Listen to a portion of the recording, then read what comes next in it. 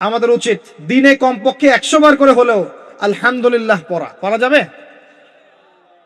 যে কোনো অবস্থাতে আলহামদুলিল্লাহ আলহামদুলিল্লাহ। ভাই কেমন আছেন? আলহামদুলিল্লাহ। ভাই পরিবার কেমন আছে?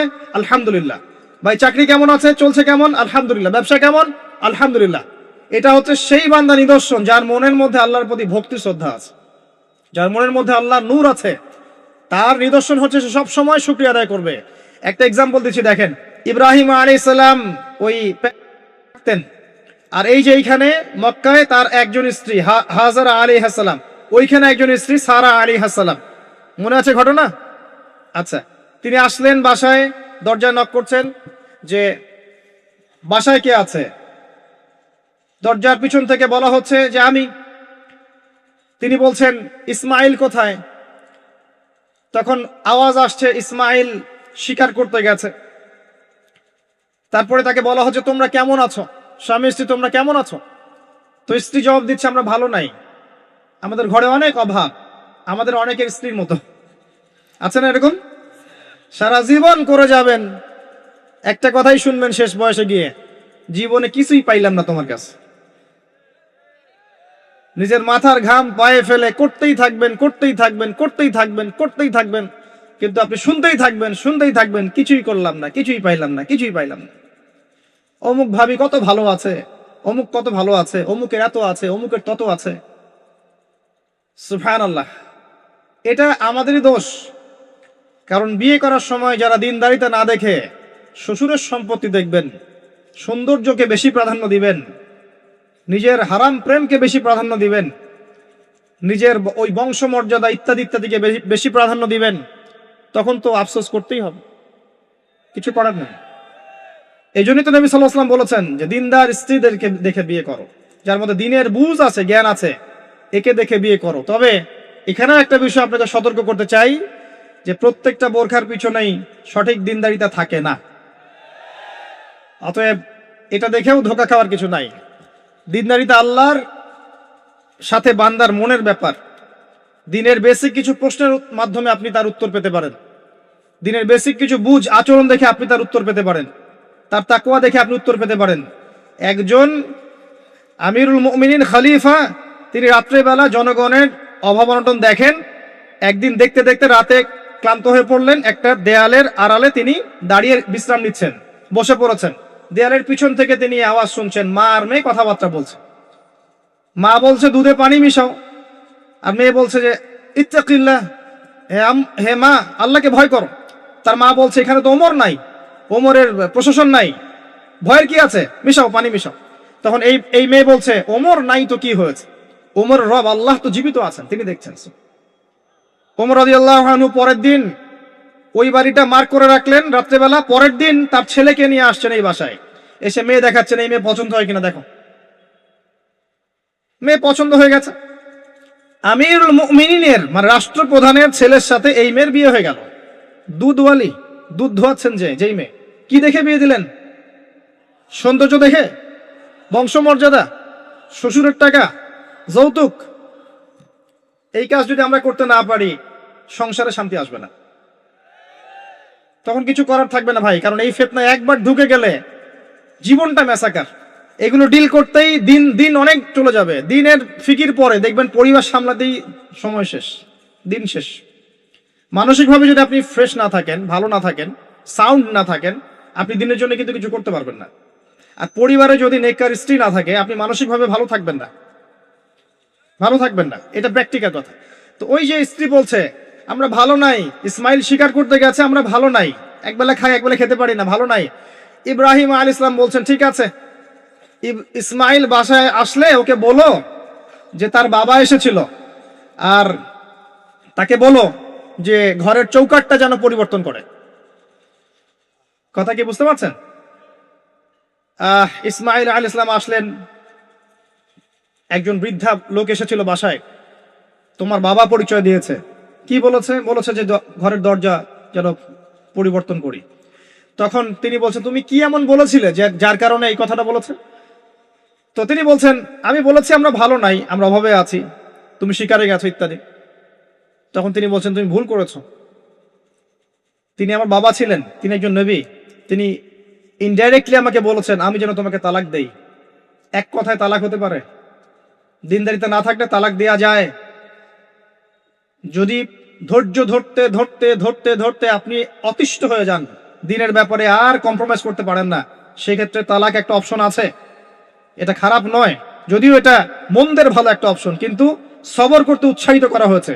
সবর করতে করতে করতে করতে যদি ভিতরটা পরিবর্তন না হয়, এরকম আল্লাহর প্রতি অকৃতজ্ঞ মানুষকে নিয়ে আপনি সারা জীবন চলতে পারবেন না। এবং দিনের পথে চলতে গিয়ে যারা প্রতিবন্ধকতা স্বীকার করে, তাদেরকে নিয়ে আপনি আল্লাহর পথে দাওয়াত এবং মুজাহাদার মেহনত করতে পারবেন না। এই জায়গায় গিয়ে অনেক সময় এক্সট্রিম ডিসিশন নিতে হতে পারে। এটা ইসলাম কিন্তু অপশন রেখেছে আপনার জন্য, আমি উৎসাহিত করছি না, অপশন রেখেছে।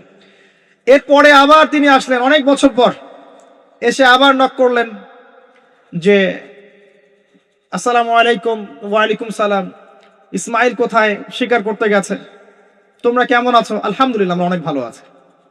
ঠিক আছে, ইসমাইল বাসায় আসলে তাকে বলো ঘরের চৌকাঠটা যেন যত্ন করে আদর করে মহব্বত করে রাখে। কথা বুঝতে পারছেন? এবার ইসমাইল আলাইহিস সালাম আসলেন বাসায়, তার স্ত্রী জিজ্ঞাসা করছে, একজন বৃদ্ধা এসেছিলেন, তোমার বাবা পরিচয় দিয়েছেন, কি বলেছে? বলেছে আমি যেন ঘরের চৌকাঠটা তুমি যেন অটুট রাখো, বহাল রাখো। তুমি কি বলেছো? আমি বলেছি আমরা অনেক ভালো আছি। তখন তিনি বলছেন, আমার বাবা তোমাকে অনেক পছন্দ করেছেন এবং তোমাকে নিয়ে আমাকে সংসার করতে বলেছে। এই হলো অবস্থা। শুকরিয়া আদায় যারা করতে পারবে না, তাদেরকে নিয়ে চলা মুশকিল। লুকমান হাকিম, যাকে প্রজ্ঞা দেয়া হয়েছে, তাকেও আল্লাহ পাক আদেশ করছেন তুমি আল্লাহর শুকরিয়া আদায় করো। যে ব্যক্তি আল্লাহর শুকরিয়া আদায় করে, কৃতজ্ঞতা প্রকাশ করে, যে কোনো হালতেই বলতে পারে আল্লাহ আলহামদুলিল্লাহ আমি ভালো আছি। এবং আল্লাহ রাসূল সাল্লাল্লাহু আলাইহি ওয়াসাল্লাম বলেছেন, কখনো উঁচু স্তরের লোকদের দিকে তাকাবে না। যার উঁচু বাড়ি আছে, তোমার চেয়ে উঁচু বাড়ি আছে, তোমার চেয়ে বড় গাড়ি আছে, তোমার চেয়ে বেশি টাকা আর্ন করে, ওদের দিকে দেখবে না, ওদের দিকে চোখ দিও না। বরং তোমার চেয়ে নিচে যারা আছে, দরিদ্র যারা, তোমার চেয়ে যারা দরিদ্র, ওদের দিকে তাকাও। তাহলে তুমি আল্লাহর নিয়ামতের শুকরিয়া আদায় করতে পারবে ইনশাআল্লাহ তাআলা। আমরা যদি হসপিটালে যাই, শুকরিয়া আদায় করতে পারবো না? যে হাজার হাজার মানুষ শুয়ে আছে, কারো ক্যান্সার, কারো ডায়াবেটিস, কারো অমুক, কারো তমুক, কারো অ্যাক্সিডেন্ট, কারো এইটা সেইটা, কারো ব্রেন টিউমার, কারো হার্টের সমস্যা, কত সমস্যা। কেউ হাঁটতে পারে না, কেউ বসতে পারে না, কেউ শুইতে পারে না, কেউ শুইলে ঘুমাতে পারে না। আমরা ভালো আছি না? আলহামদুলিল্লাহ, কৃতজ্ঞতা।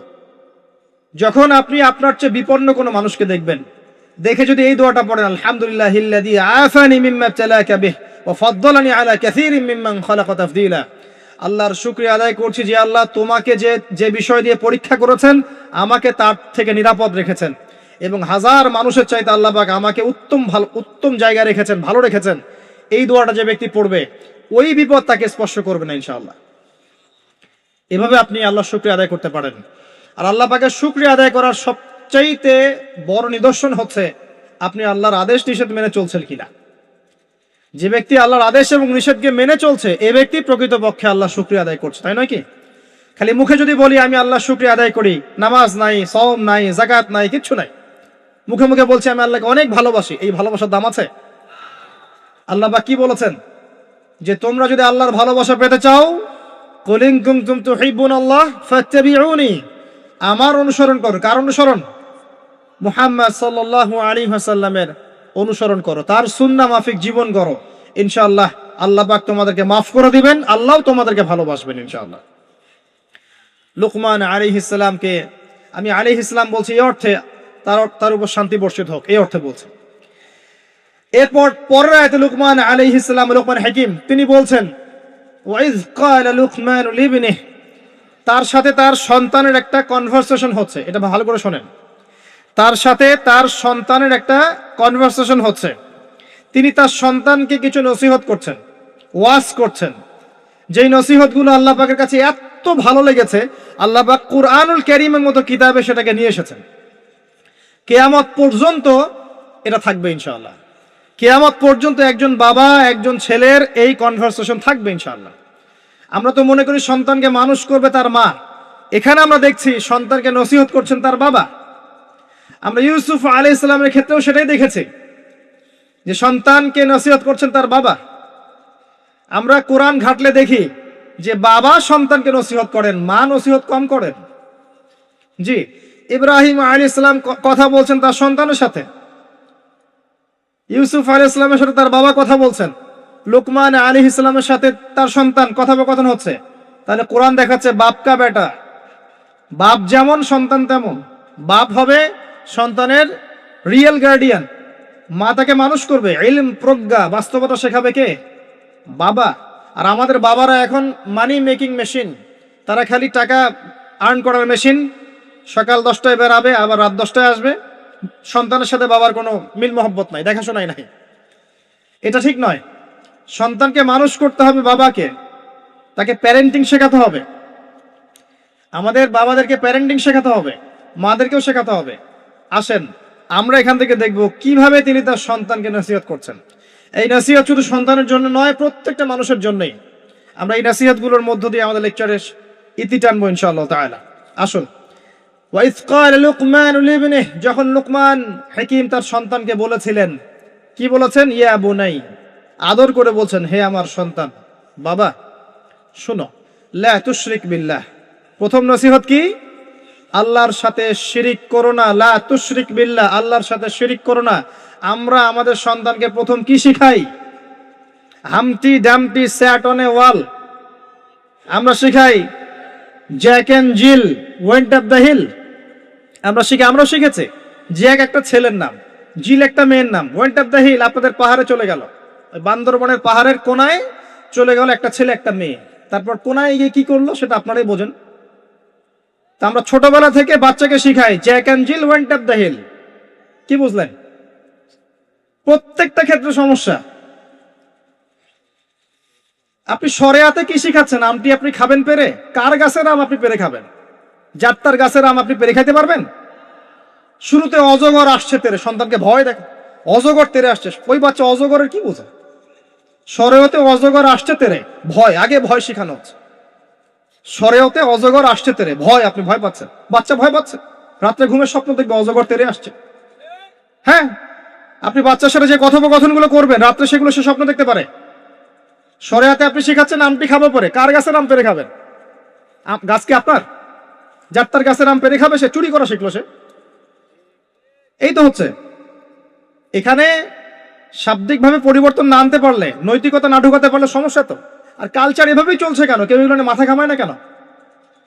সুবহানাল্লাহ, বই পুস্তক এখন টোটালি চেঞ্জ হয়ে যায়, দিন দিন চেঞ্জ হচ্ছে। দেখবেন আগে আমরা অনেকগুলো নজরুলের কবিতা পড়তাম, কবিতা নাই, আস্তে আস্তে আস্তে আস্তে ভ্যানিশ। একটা ভিতর থেকে একটা আদর্শ আপনাকে ইনজেক্ট করা হচ্ছে। কোন আদর্শ সেটা আপনি খুঁজে বের করেন, এবং যে আদর্শটা রাখা উচিত সেটাকে আস্তে আস্তে মাইনাস করা হচ্ছে। কোনটা সেটা আপনি ভাবেন। সন্তানকে বাবা শেখাচ্ছে ইয়া বুনাই লা তুশরিক বিল্লাহ। কোন পরিবারে এই লুকমান আলাইহিস সালামের মতো পিতা সন্তানকে শেখায় ছোটবেলায়, বাবা আল্লাহর সাথে শিরিক করো না? এটা একটা জায়গায় সম্ভব, যারা ইসলামিক লাইনে পড়াশোনা করছেন, মাদ্রাসায় পড়াশোনা করছেন। আর এখানে আমরা এমন হয়ে তাকাই এদের দিকে যেন এরা সমাজের সবচেয়ে নোংরা কিট নাকি, নাউযুবিল্লাহ। তো দেখেন, আমরা আরো শিখাই বাবা তোমাকে বড় হতে হবে, নিজের পায়ে দাঁড়াতে হবে, বৃদ্ধ বয়সে বাবাকে দেখতে হবে, মাকে দেখতে হবে, প্রতিষ্ঠিত হতে হবে। আগে আমরা বাচ্চাদেরকে এগুলো শিখাই। আর লুকমান হাকিম তার সন্তানকে শিখাচ্ছেন প্যারেন্টিং। দেখেন ইসলামিক প্যারেন্টিং, যে প্যারেন্টিংটা আল্লাহ পাক কবুল করেছেন, কোরআনে নাজিল করেছেন, কিয়ামত পর্যন্ত থাকবে ইনশাআল্লাহ। বাবা আল্লাহর সাথে শিরিক করো না। আগে সন্তানকে শেখান শিরিক কি জিনিস, তাওহীদ কি জিনিস। তখন সন্তান প্রশ্ন করবে বাবা শিরিক কি, তখন আপনি আস্তে আস্তে ওর বুঝ অনুযায়ী ওকে বলবেন। ওর বয়স যদি 5 বছর হয় একটা কথা বলবেন, 10 বছর হলে আরো বেশি বোঝাবেন, 15 হলে আরো বেশি বোঝাবেন। যখন ম্যাচুরিটি যেমন তেমনি বোঝাবেন। যদি ম্যাচুরিটি হয়ে যায় আপনি বোঝাবেন যে বাবা শোনো, শিরিক মোটামুটি 3 রকম হয়ে থাকে। মানুষ কথায় শিরিক করে, কাজে শিরিক করে, এবং মানুষ বিশ্বাসে শিরিক করে।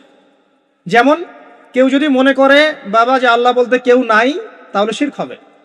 কেউ যদি মনে করে সৃষ্টিকর্তা আল্লাহ নয় অন্য কেউ, তাহলে শিরক হবে।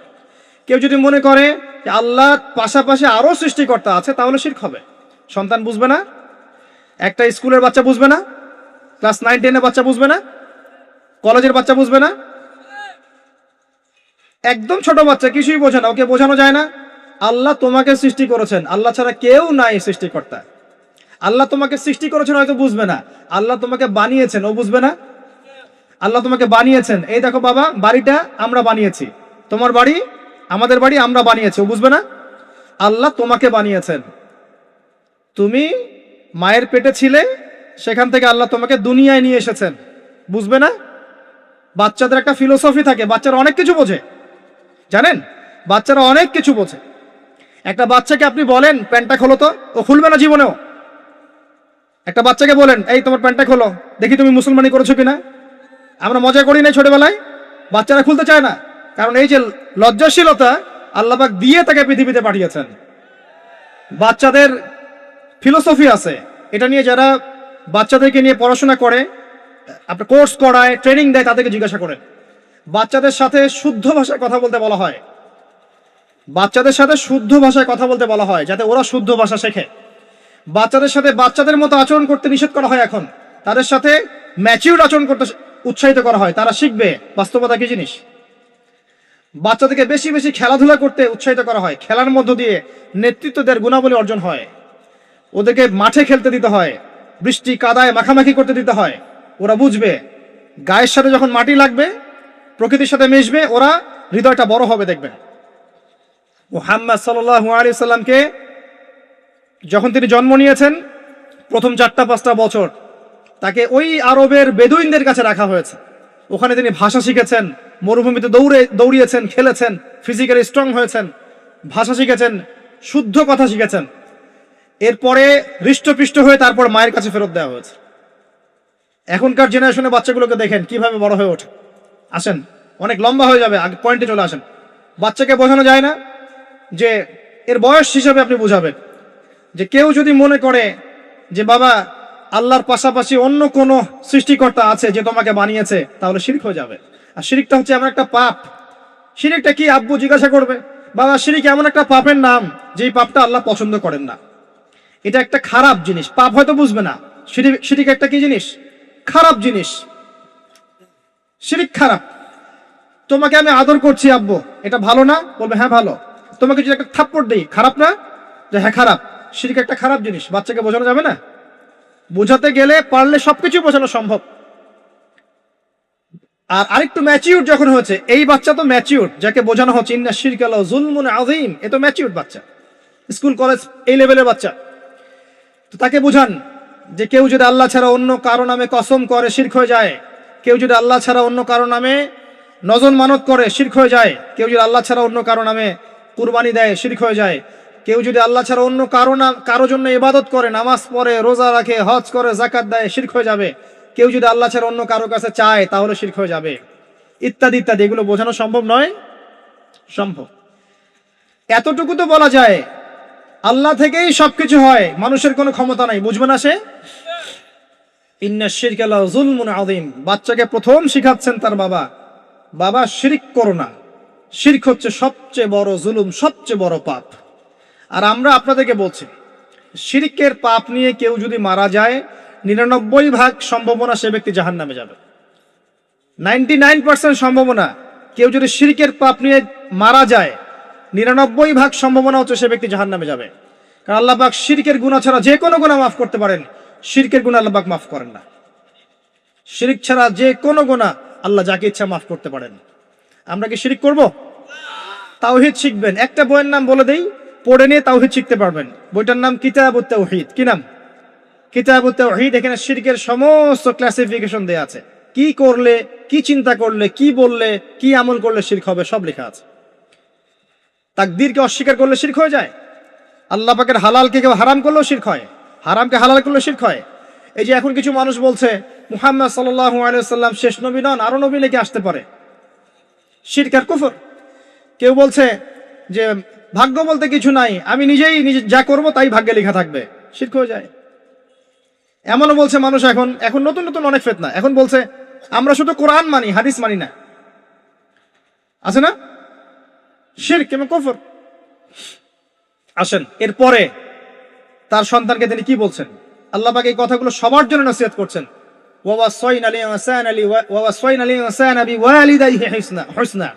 এরপর আল্লাহ পাক বলছেন মানুষকে আদেশ করা হচ্ছে যেন মানুষ তার পিতা মাতার সাথে সুন্দর আচরণ করে।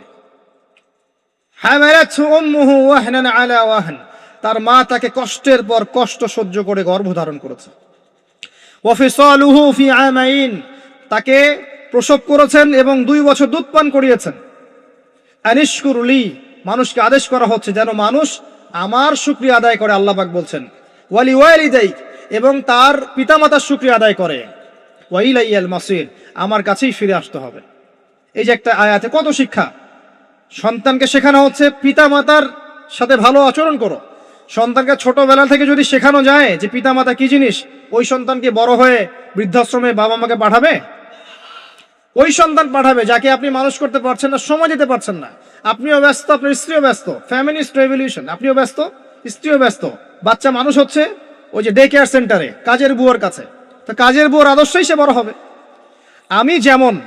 আমি আমার শিক্ষাকে যদি সন্তানের মধ্যে দেই, আমার সন্তান আমার মতো হবে স্বাভাবিক।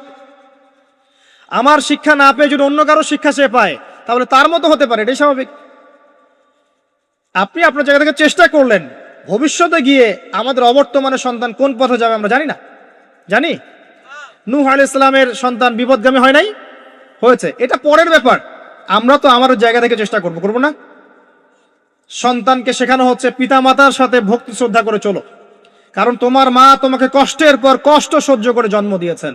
মায়ের প্রসব বেদনার একটা মোমেন্ট, একটা সেকেন্ড আমরা শোধ করতে পারবো? মায়ের দুধের 1 ফোঁটা দুধের দাম শোধ করতে পারবো? আজকে সেই মাকে দেখেন বৃদ্ধাশ্রমে রেখে আসে, সেই মাকে দেখেন মার্ডার করছে সন্তান সম্পত্তির জন্য, করছে না? এগুলো কি নতুন কথা না? অহরহ হচ্ছে এগুলো এখন। এবং আপনি এখানে পিতা মাতারও দোষ এড়াতে পারেন না। যখন পিতা মাতা সন্তানকে ইসলামিক আদর্শে বড় না করে ওই অন্যান্য বস্তুবাদী আদর্শে বড় করেছে, তখন সন্তান বড় হয়ে এমন বিপদগামী হয়েছে। এখানে পিতা মাতারও দোষ আছে। আল্লাহ পাক আমাদেরকে বোঝার তৌফিক দান করুন।